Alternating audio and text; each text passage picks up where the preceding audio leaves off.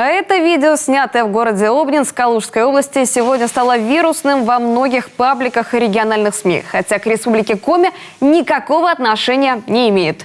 В лесу неподалеку от Обнинского спорткомплекса «Олимп» лыжник встретил удивительно смелого глухаря. Боровая птица прохаживалась вдоль трассы и в какой-то момент вплотную приблизилась к спортсмену, присевшему на снег. Любопытный глухарь стал таковать и позировать на камеру мобильника.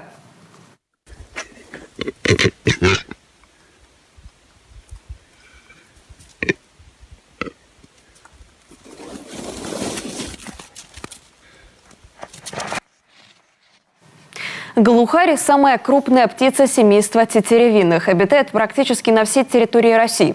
Предпочитает селиться в глухих хвойных лесах и около болот. Ведет оседлый образ жизни. Взрослый глухарь – птица очень пугливая и осторожная в любое время года. Хотя, судя по этому видео, и среди них встречаются отчаянные смельчаки. Хорошо, что это не биатлонная трасса. И дело случилось не в нашей республике, богатой охотничьими традициями.